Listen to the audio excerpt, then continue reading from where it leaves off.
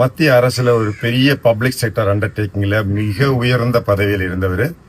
சென்னையில ஒரு மிகப்பெரிய துறைமுகத்துல விழிப்புணர்வு அதிகாரி, விஜிலன்ஸ் ஆபீசர், உயர்ந்த பதவியில் இருந்த நபர் இன்னைக்கு 1.5 கோடி ரூபாய் இழந்து நிக்கிறாரு.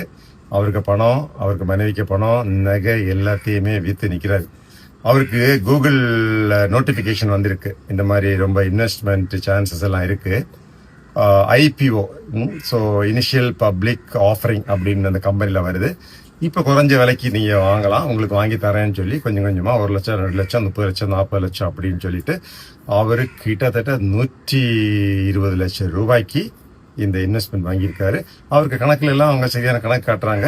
அந்த கணக்கில் அவருக்கு கிட்டத்தட்ட 4.5 கோடி ரூபா வந்தாச்சு.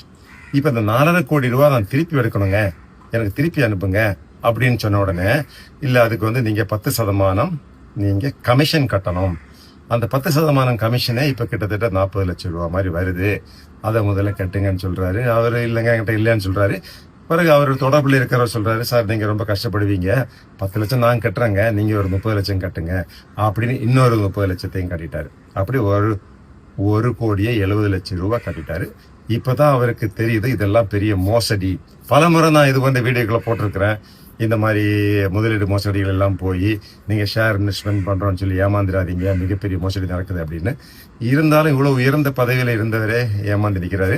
கொஞ்சம் பணம் கஷ்டப்பட்டு சம்பாதிச்சு வச்சிருக்கிறீங்க அப்படின்னா, இது ஷேர் இன்வெஸ்ட்மெண்ட் பண்ணணும்னா அது முறையாக பண்ணுங்க.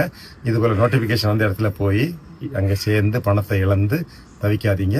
ஒருவேளை ஏமாந்துட்டீங்கன்னா உடனடியாக 1930 www.cybercrimes.gov.in இதில் உடனே ஒரு புகார் பதிவு பண்ணுங்க.